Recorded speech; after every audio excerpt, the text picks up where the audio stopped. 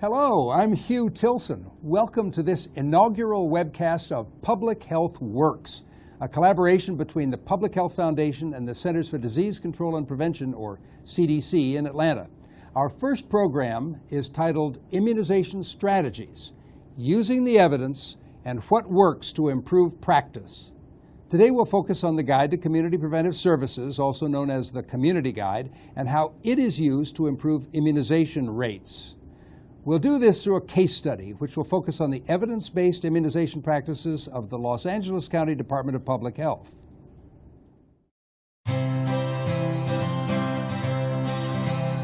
We're really looking at evidence-based strategies and things that have been proven to be effective as the place to put our limited resources. And as we know, as dollars shrink, resources shrink, we want to make sure we're having the biggest impact we can. And so using the evidence base is critical to the work that we do. The Community Guide is the Bible that people refer to. It's doing all the legwork that would take thousands of man-hours to do, that's done for us and on our behalf. And it's a trusted source. The Community Guide basically tells us what interventions are useful and what interventions have basically helped providers raise their immunization coverage levels. You know, there's budgetary constraints, limited resources. Whenever we do interventions, we try to look at evidence, science, to see what works, what's effective, and based on that, that's how we plan our strategies. When you want to get funding from someone like the CDC or the Department of Public Health, you need proof. Number two, when you go to skeptical individuals, be they organizations, people, others, you need proof. You need to be able to say, this works. We actually use the Community Guide to help us create our strategic plans. When we're talking about ensuring effective service delivery, there are standards by which immunization practices need to be developed and delivered. These are recommendations that work for health plans, they work for businesses, so they work wherever you're thinking about how to improve the health of a population or protect their health. Joining us today to discuss immunizations and evidence-based practice are Dr. Ray Strickus, Medical Officer in the Immunization Services Division from the Centers for Disease Control and Prevention, and Ms. Lucy Wells, Immunization Services Line Manager from Duval County Health Department in Jacksonville, Florida. Welcome both. Now let's take a look at our objectives for this program. We have four main objectives. One, to describe how a local health department uses the Community Guide to save resources and improve health. Two, to describe the challenges in improving immunization rates in a community setting. Three, to identify 3 evidence-based strategies to increase immunizations, and 4, to describe how quality improvement principles apply to community immunization practices. Let's begin with the first objective. I had a wonderful discussion with Dr. Jonathan Fielding, an old friend and a real star in public health, who in addition to being a local health officer and director of the Los Angeles County Department of Public Health, is also the chair of the Community Preventive Services Task Force. That task force is an independent, unpaid group of public health and prevention experts whose members are appointed by the director of the CDC. Here's what Jonathan had to say about the Community Guide. In 1996, under the aegis of David Satcher, with his support, we said if we can do this for individual clinical care and the physician-patient interaction, can't we do this at the population level? So what we did was we developed our own methodology and developed this task force approach to consistent reviews of the evidence base for population-oriented interventions. A task force 15-member blue ribbon panel chosen from around the country based on expertise in a variety of critical areas, public health, epidemiology, social and behavioral issues, and biostatistics, and public health practice. And it's a wonderful group to work with. And we've now done well over 200 reviews.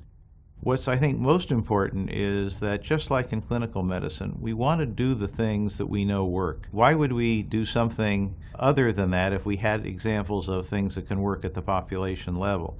And it's really giving taxpayers a much better return on the investment in tax dollars at the local, state, and national level, as well as private industry. Every one of our programs have to justify what they're doing, how they're spending the money, and they have to show what community guide recommendations they've considered, how they're using them. And in areas where we have insufficient evidence, and there's certainly plenty of those areas still, we have to be doing something that helps us add to the literature, to evaluate what we're doing carefully so we can add to the database so the next time we do a systematic review, we're being part of the solution to the problem of not having an adequate number of studies before.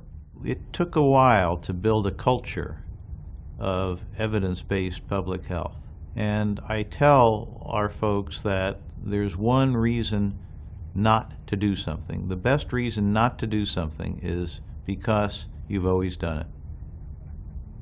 That's an unacceptable reason. We have to make sure that we're not only giving the evidence, we have to give it in a way that people can internalize it. And we want consumers to be on our side because our job, number one, is to protect the public's health. And it's not just the downtrodden, it's not just those poor people, it's not just those that have had systematic social disadvantage, although they have to be a priority. It's everybody. We have to make sure that everybody in our jurisdiction understands that public health's number one job is to protect them and to improve their health. Everybody. In public health, it has never been more important to take a critical look at our practice and make sure that we're investing our resources in what works. To begin that discussion, let's take a look at the challenges faced in immunizing a community as large and as diverse as Los Angeles. The barriers that I see, one I would honestly say is providers not being clear about exactly what's going on. The doctor has to advocate. One of those standards of immunization practices is to ask at every visit, has your child had all their immunizations? And this extrapolate that to adults also. So it's not just children, and that's clear. The adult immunization rates are worse than the children immunization rates. We have a lot of providers that still don't want to use all of the vaccines on the day of the healthcare visit. So say the child comes in and they need 6 vaccines this day. Some of them will say, oh, I don't feel comfortable, I'll just give 3 and then have them come back. Well, evidence shows that that child is not going to come back. You need to vaccinate with everything on the date of the healthcare visit. So we try to make sure we limit as many missed opportunities as possible. And that's considered a barrier if you're not vaccinating or not using all the vaccines on the date of the visits. The barrier is not so much access to care as it is just going to the care providers. A lot of transportation issues, child care issues, struggling for survival, and immunizations may seem a lower priority for some of these families. I think another challenge we have at a programmatic level is the quality of the data. Quality and completeness are 2 really big issues. So we can only tell the story based on how well we trust what we're seeing in the registry. And so we work really hard to try to ensure that providers understand how to use it, how to accurately document services, how to take advantage of the tools that exist in it. There's personal beliefs, there are belief exemptions, and people in California can opt out of vaccinations, but our role is to really get people information so that they're not making that decision, because we know from the literature that, and from just the evidence from history, that vaccinations work and keep people free from disease. Many people have never seen many of the vaccine preventable diseases that we are working to prevent, and that's largely because vaccines have been so effective. But if people aren't aware of that, it is understandable that they wouldn't really truly understand the risk. I think that cuts across not only in the general public, but even some providers. And I know there was a study done recently looking at attitudes toward vaccination amongst providers, and some of the younger providers were more willing to follow delayed schedules because they themselves also have never seen the impact of vaccine preventable disease in their practice or in their residency or training. It's an unfortunate example that we did have a pertussis epidemic in California in 2010, and we had 10 infants die of pertussis in California, 4 of which were in Los Angeles County. So that's a really important reminder for people that these diseases are around. We have a lot more work to do in terms of training and educating people who are of the younger generations who don't know the harm that vaccine-preventable diseases can do. So we're met with new challenges every day, and we're constantly trying to move the needle to keep those rates high, because personal belief exemptions in California are creeping up. And while we're not at the point of being in danger of not having herd immunity, if you were to go out 10 years from now, we at the rate we're going, the personal belief exemptions are increasing to the level where we could be in danger soon.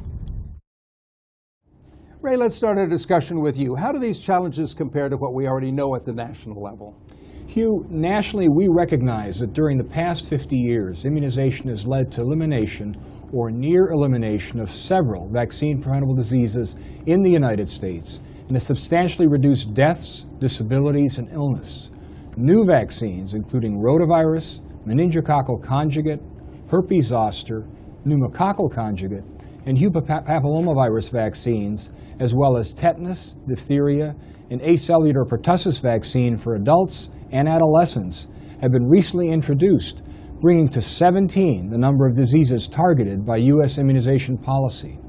A recent economic analysis indicated that vaccination of each U.S. birth cohort with the current childhood immunization schedule prevents approximately 42,000 deaths and 20 million cases of disease, with net savings of nearly $14 billion in direct costs and $69 billion in total societal costs.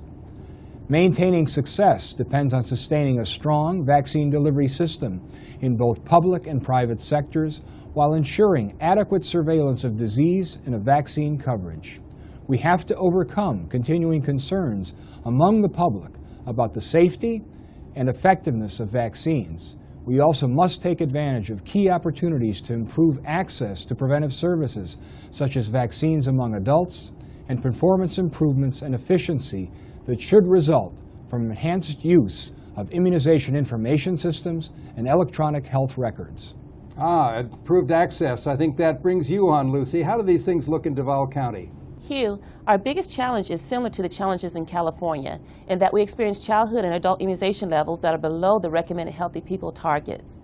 But what is even more of a challenge is persuading more providers who administer shots to enter that data into our statewide immunization information registry called Florida Shots. Thanks, Lucy. We'll come back to that experience that you've had. Let's, before we do that, take a look at the Community Guide and the Los Angeles experience.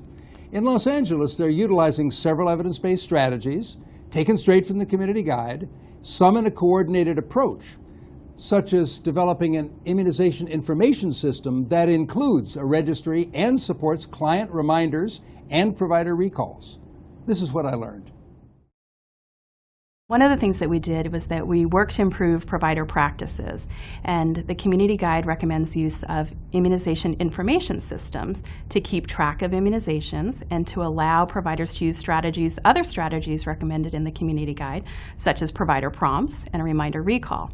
We have a registry here that's available in Los Angeles County called CARE, California Immunization Registry. And so we do have strategic aims and performance measures that relate to use of the registry, which is taken directly from the Community Guide. The California Immunization Registry covers all ages. Anyone who receives a vaccination, we consider that a birth-to-death registry. Obviously, the majority of vaccines are received by infants and children early on in life, but we also know there are an increasing number of vaccines recommended for adolescents and for adults throughout the course of adulthood. So we are really promoting use of this registry for all providers, regardless of the populations they serve. What we have shown clearly that does work is reminder recall. Importantly, to inform people of the need for immunizations that either past due or are upcoming. We also do know that the medical health provider endorsing vaccines, immunization works. We do know that we don't have universal adoption of practices in physician offices or clinics that have been proven to increase immunization coverage levels. And so using things like the registry, we mentioned we have 53% of the kids under age 6 with records in the registry, which is wonderful and is a huge achievement in the county the size of Los Angeles with the number of providers and children. But if we had more providers using the registry, it would better enable them to be able to track immunizations, and to do provider prompts, and to do client reminder recall, which are other recommended strategies. I would say I also embrace the use of technology. We now have adopted the registry here in California in LA County, and it makes my life so much easier. 3/4 of patients walk in without their immunization record. For me to access it without electronic access is difficult. I now pull it up, and I can tell them exactly what they have. I think by referring to a registry as an immunization information system, we're trying to be clear about what role it actually can play in exchange of data. I think for a lot of people, the idea of a registry is a kind of static system that receives information and maybe isn't necessarily helpful to clinical practice on an ongoing basis. And I think a shift to immunization information system is to try to imply that this is something that could be an ongoing benefit to healthcare providers. We had a provider last year that was brand new to us, had really poor coverage levels for the first couple of years, and then implemented a good reminder recall system using our immunization registry, and went from something like 35% vaccine coverage levels to like 85%. So reminders for when patients are due for immunizations and recalls when they have missed immunizations. So in the California registry, that can be accomplished in a number of different ways. So the provider can elect to run and generate postcards out of the registry system that they can send out to the individual patients to bring them back into the clinic or into the practice. They can generate mailing labels out of the registry. So if they have some additional information they'd like to send out to the patient that's not appropriate for a postcard, they have a mailing label they can stick on their envelope. They also may elect to generate a phone call list and maybe have their staff have one-on-one phone calls with patients. All of this is critical because, again, this is the evidence base tells us that these are the types of strategies that are very effective for improving vaccination coverage levels. If you think about a world without a data system, it's individual practitioners with individual patient files sitting on their shelves. And we know people don't exist in a small bubble. They move around, they see different providers, they move to a different county, and having an immunization registry is something that can ensure that individual is receiving complete care.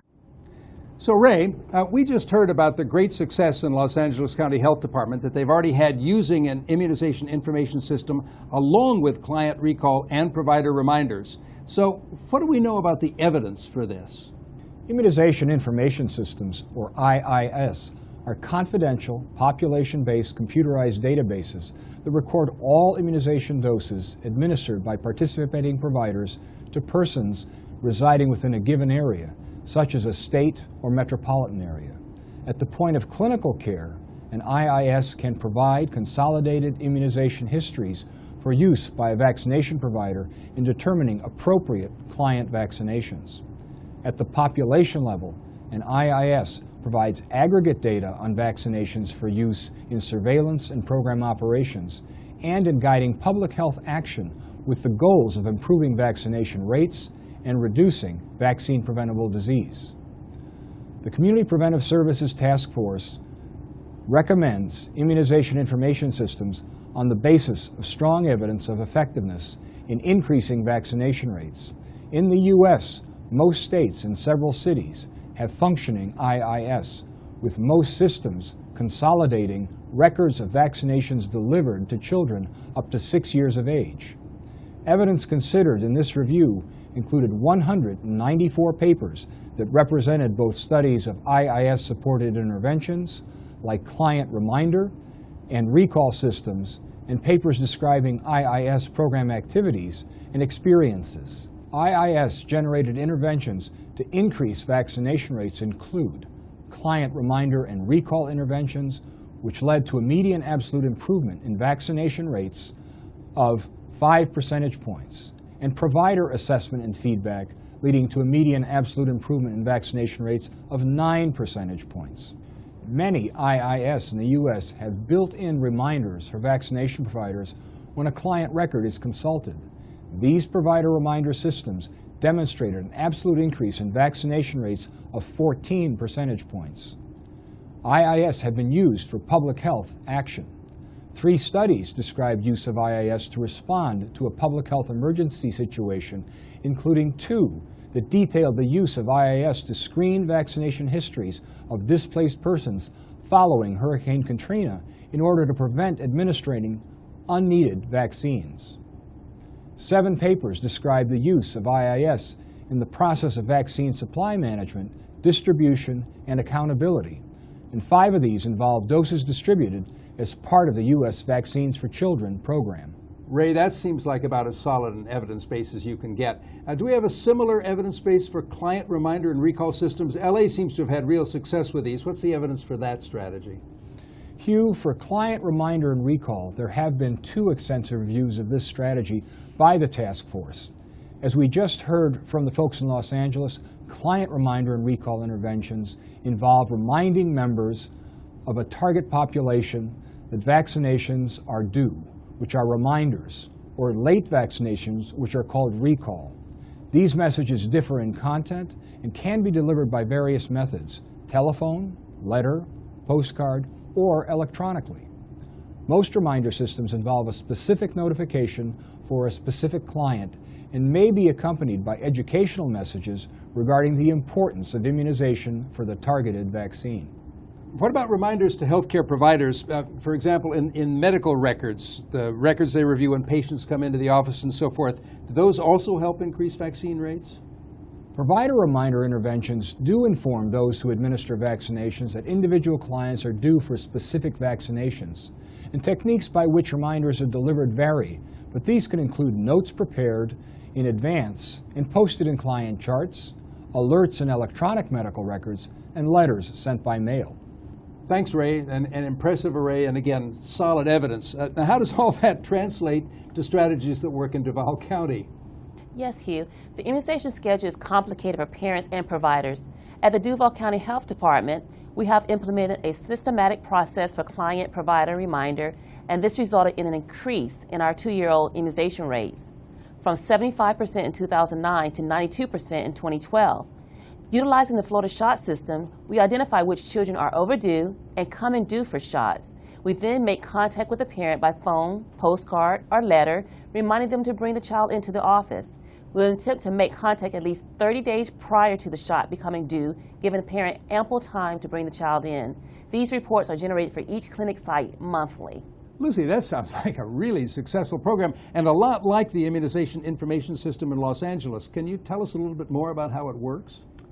Florida Shots is used by VFC and non-VFC providers throughout all 67 counties in Florida. VFC refers to the Federal Vaccines for Children program, which covers the cost of vaccines. Currently, we have approximately 2,000 VFC providers who utilize the system in some capacity. Each of the Florida 67 counties has a local county health department. All immunizations provided at the health departments are required to be entered into the Florida Shots registry. The system allows parents to print certified 680 forms known as the Florida Certificate of Immunizations at home at their convenience. It allows healthcare providers, school nurses, daycare owners, and other authorized agencies to view the shot records of their children, accessing their facilities for services. Most importantly, it helps the Duval County Health Department to monitor the health status of the community. Thank you, Lucy. What a great way to summarize the first effective strategy. Let's move on to the second one. A second effective strategy that we observed in Los Angeles was the power of partnerships, and particularly there between the health department and LA Health Projects, a provider of WIC services to the community. WIC is the Federal Women's, Infants, and Children's Program, WIC, that supplies grants to states for nutrition and health care services provided to pregnant and postpartum women, their infants, and children up to age 5. This is what we learned. The WIC Center, South LA Health Projects, has been doing WIC interventions to screen and refer and educate parents about immunizations for years. And that's one of the key recommendations of the Community Guide as well. So there are a lot of examples of programs in this community that are using the guide to develop their strategies and to improve over time. After the measles epidemic of 89-91, it became apparent after a lot of research that the young children victims of measles were primarily minority, low income, and depending on the place, between 30 and 60% of them were current or past participants in the WIC program. So a little light bulb went on and said, maybe WIC can help get these kids immunized in future to reduce the morbidity from measles and any other vaccine-preventable diseases. That's extremely important in the work we do, is partnering with community-based organizations that are really on the ground, seeing patients, the bulk of patients who often are the most needy. We work with private providers, but a lot of our partnering in terms of the work is with community partners, community-based programs that do outreach or have community clinics. When we assess the records and the children are behind on their shots, we ask if they have a medical provider. If they have a medical provider, we give them a printout of the shots that are both due and they're behind on as a prompt to the medical provider. We are getting data from the registry, and then we're massaging the data and we're getting rates. And we've pretty much maintained the success that we achieved during the last 10, 15 years, which was very successful. I take great pride in it. I think it's one of the most successful things we've ever done. We have the faith community, federally qualified community health centers, senior citizen centers, very interested in adult immunization. And that has led us to increase the scope of our immunization activities from the WIC population, that is to say, young mothers and small children. Now it's across the lifespan. So we started including pregnant women at WIC as a target group for flu shots. So that augmented what we were already doing with the children. So we did a baseline study of people who were prenatal providers, and not very many of them were providing vaccines. That wasn't considered part of their domain. So we did some education. We have an outreach unit to providers to get referrals to WIC, and they talked to the providers, and some of them started augmenting their practices with flu vaccine. And we've gone from a baseline of 7% of the prenatals immunized for flu in the first year, and the last rate we did on our prenatal population was 24%. So that's a dramatic improvement. It's not nearly as high as we would like it to be, but it's kind of symptomatic of what's going on with all adult immunization, and particularly special population like pregnant and postpartum women. Okay, so Ray, Los Angeles County had great success partnering with the WIC program to increase vaccination rates. Has this been duplicated around the country? Hugh, vaccination interventions in WIC settings involve activities to assess the immunization status of infants and children participating in the program and to promote and assist efforts to obtain recommended vaccinations. At a minimum, WIC vaccination interventions involve the periodic assessment of each client's immunization status and referral of under-immunized infants and children to a vaccination provider. Additional WIC interventions can include client reminder and recall systems or tracking and outreach efforts, and incentives to obtain recommended vaccinations, such as monthly voucher pickup, which requires more frequent WIC visits when clients are not up to date. Access can be enhanced through the provision of vaccinations in WIC settings or through co-location and coordination of WIC programs with available healthcare services. The Community Preventive Services Task Force recommends coordinated vaccination interventions in WIC settings based on strong evidence of effectiveness in increasing vaccination rates in children. Evidence on effectiveness was strong based on studies in which assessment of client immunization status and referral to a vaccination provider was combined with additional interventions or with provision of vaccinations on-site or in a co-located health service. Studies included in this review combined assessment and referral with monthly voucher pickup requirements, tracking and outreach, client reminder and recall systems, or enhanced access to vaccination services. We should note the task force found insufficient evidence to determine the effectiveness of assessment and referral in WIC settings when implemented alone, that is, in the absence of other interventions. So thanks, Ray. That sets you up, doesn't it, Lucy? How does Duval County integrate with other settings here? What are you doing? We currently have 3 of our medical sites co-located with our WIC sites. These sites are strategically located in areas of the county with large populations of underinsured and uninsured residents. The shot records is checked by the clerk each time the child comes in for certification. If shots are missing, the child is directed to visit the immunization clinic as a walk-in or by appointment. Thanks, Lucy. A terrific second strategy. And there's a third that we learned about in Los Angeles as well, and that is to mobilize another ally in immunizing the community, the school system. The Community Guide tells us that when vaccinations are required for school attendance, immunization rates improve. In Los Angeles, they recently passed Assembly Bill 354, the law that requires a pertussis booster requirement for the 7th through the 12th grade. Here's what they learned. Mandated vaccinations for kids going to school hugely impacted the prevalence of vaccine-preventable diseases. Unfortunately, it's that carrot and stick. Sometimes there's a disagreement around whether you need to mandate something, because when you start mandating behavior, then people resist more. So it's a little bit of a push and pull, but at the end of the day, the evidence shows that mandates work, and they in fact do.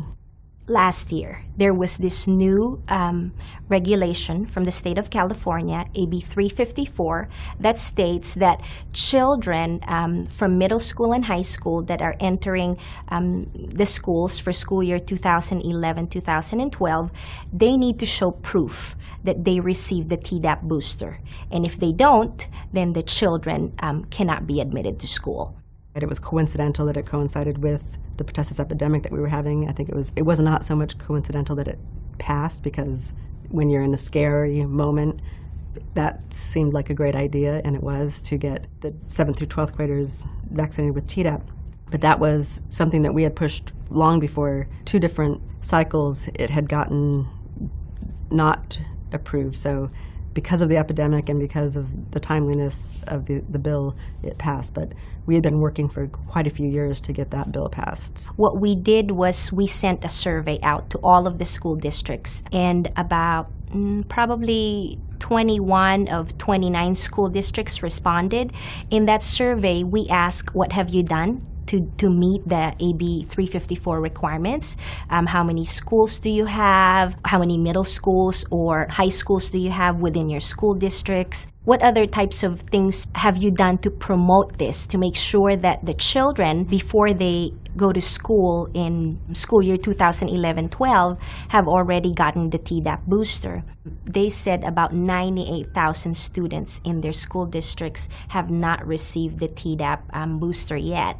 And because we feel it in our health centers, you know, every time back to school, our immunization clinics are very swamped. We knew that we were going to be really even more swamped this coming, you know, back to school season because of the Tdap requirement. So we wanted to be proactive and do that, and see if, instead of them coming to our health centers, if we could go to their schools and help them out. About March, April, May, we did 6 outreaches in the 6 school districts. That's what we did, and we selected these school districts because the students there were had very low socioeconomic status and also less accessibility to health services. So what we did is we assembled this packet. All of our public health nurses know where all the schools are within our jurisdiction, and we gave it out to all the schools, public schools, private schools, and we did get a lot of questions about that, clarification, but I think it was a good way. You know, education is very important, and we want to establish partnerships with the schools, and for those that were already established, we wanted it to be stronger because we work with them a lot, not just in immunizations, but other public health issues. So we wanted to be there for them and be able to answer the questions that they have. So, Ray, let's go to you again. What do we know about the evidence base for school requirements to improve vaccination rates? Hugh, school vaccination requirements vary across jurisdictions by comprehensiveness, acceptable documentation of immunity, access to exemptions, especially non-medical exemptions, and the type and consistency of enforcement.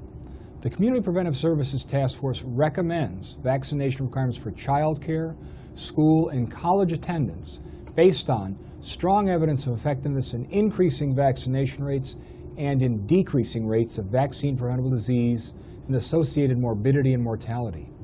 The overall median absolute increase in vaccination rates in their review of studies ranged from an initial estimate of 15 percentage points to 34% in their second estimate. 3 nationwide studies found that the incidence of measles and mumps was lower in states with immunization requirements for school-age children, and that low-incidence areas were more likely to enforce school entry laws by excluding non-compliant children from school. 3 additional studies reported 1, lower incidence of mumps during an outbreak in children subject to a vaccination requirement, 2, greater declines in Haemophilus influenzae type B or Hib disease incidence among child care attendees in New York State, and 3, lower risk for measles outbreaks in colleges with immunization requirements. 3 studies identified in the updated review provided evidence that vaccination requirements are also effective in decreasing rates of vaccine-preventable disease. Most of the intervention studies evaluated state laws establishing vaccination requirements for school attendance, and mostly in primary, middle, and secondary grades. Thanks, Ray. As usual, a great summary of the evidence. Let's see how that evidence translates into practice in your community, Lucy. Hugh, in 2009, we saw an increase in the number of pertussis cases around the country. Duval County led the number of cases that year in Florida. Duval County Health Department, along with the Duval County Immunization Task Force, addresses this public health issue by educating the public on the proper vaccinations for preventing pertussis. Great effort was placed on assuring that our adolescents receive Tdap and our children and youth receive DTaP. In Florida, to enter public and private schools, children are required to receive the vaccinations recommended by the Advisory Committee on Immunization Practices for kindergarten through 12th grade. This includes DTaP, polio, MMR, Hib, Hep B, and varicella. For 7th graders, this also includes Tdap.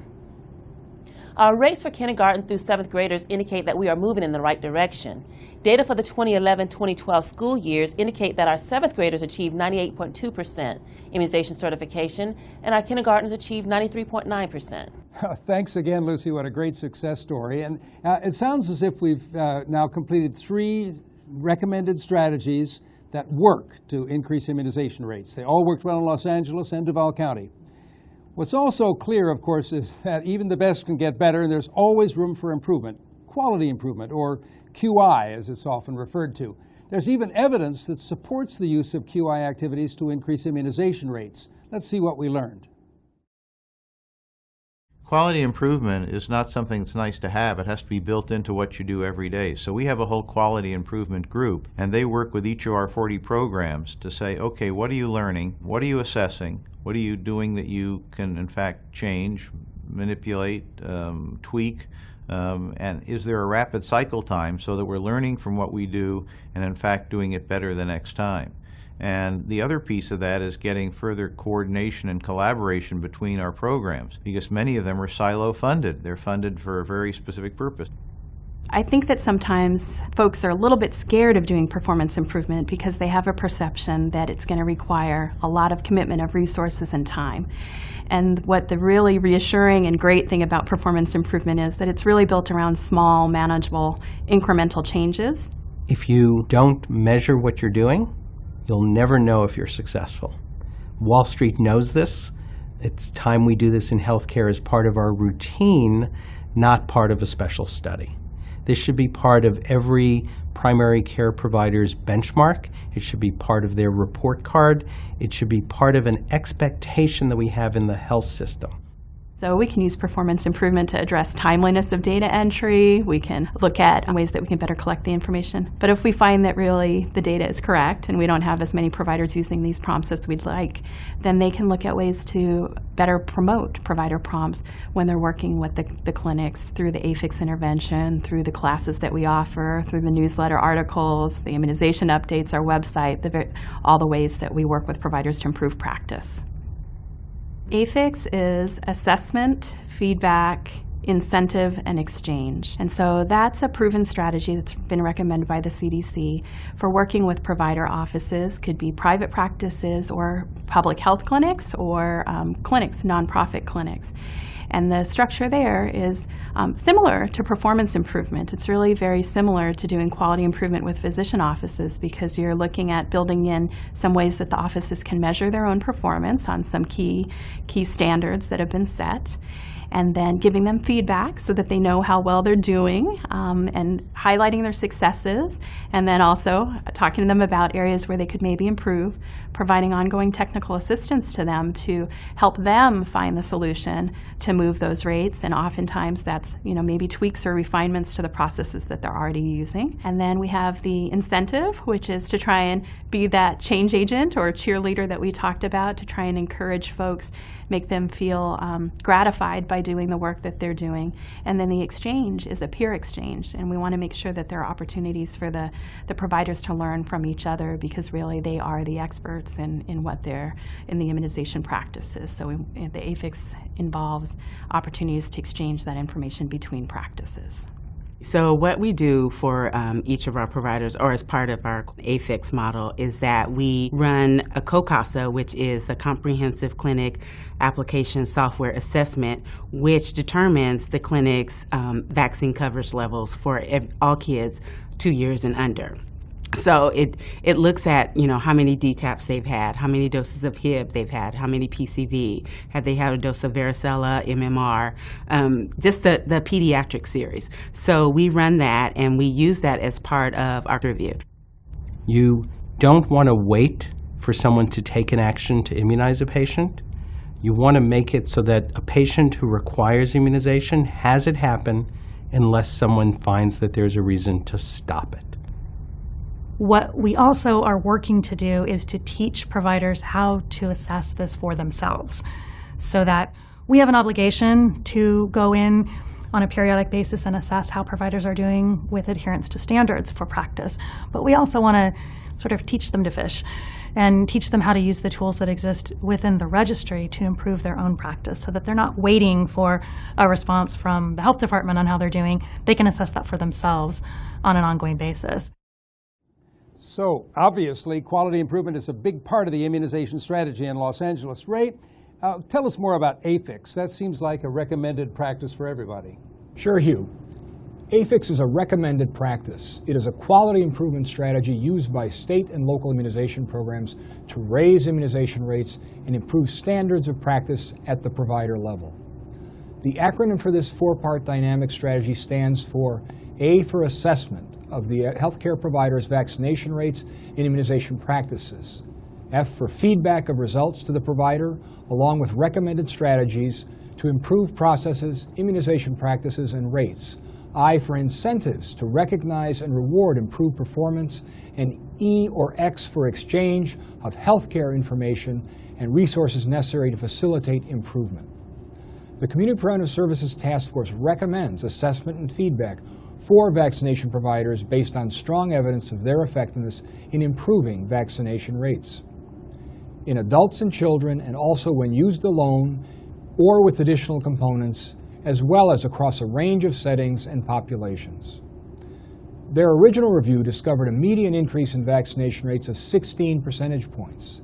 The updated review, performed between 1997 and 2007, discovered median increases in vaccination rates overall of 9.4 percentage points, using provider assessment and feedback alone of 11 percentage points, and using provider assessment and feedback with additional components demonstrated an increase of 5.7 percentage points. Thanks, Ray. It's pretty clear that quality improvement is a best practice and is backed up by the evidence.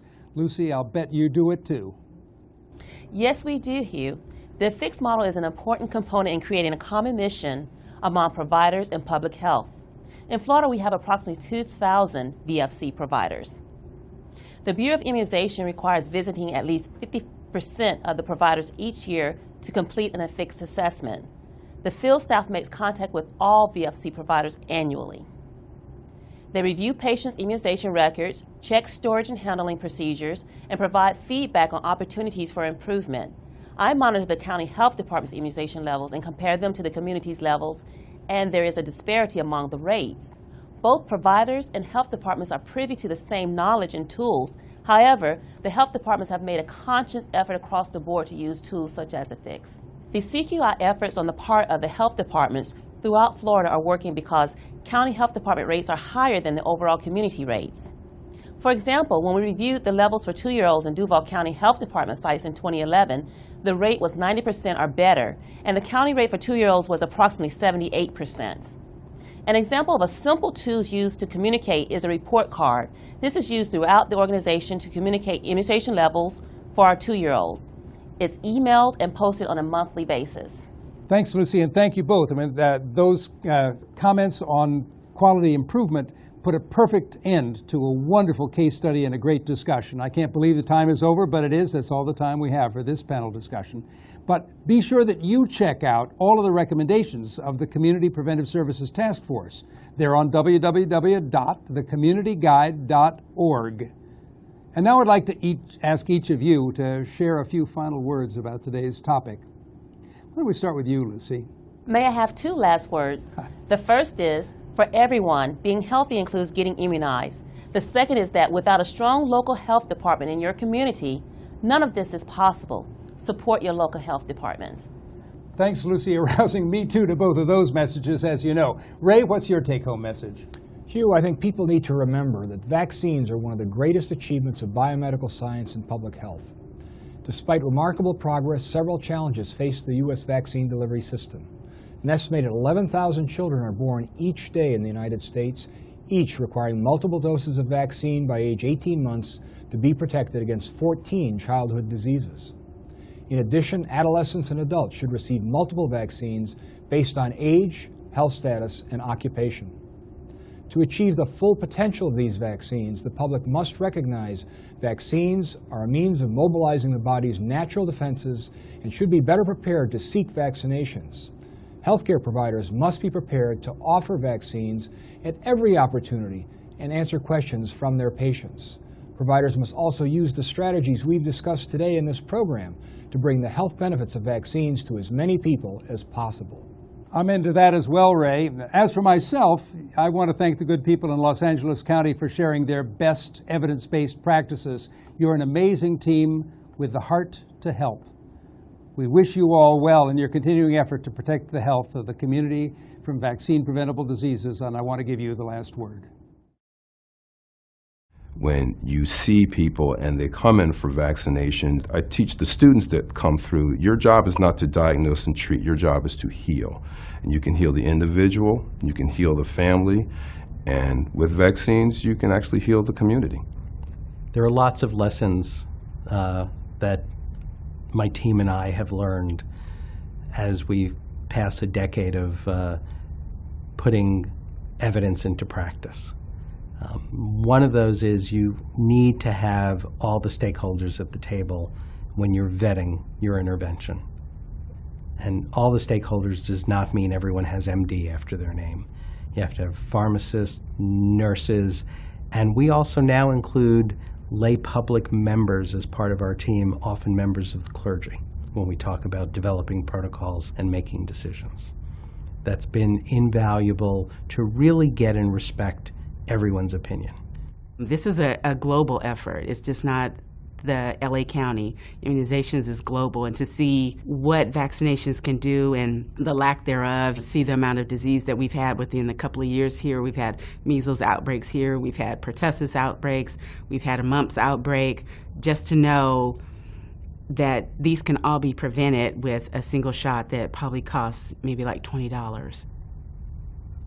Well, I think public health should pay more attention to the WIC programs in their local areas. There's over 8 million people on WIC in the United States, most of whom are young children. The WIC programs are pretty much in a silo in their own milieu, in their own health departments.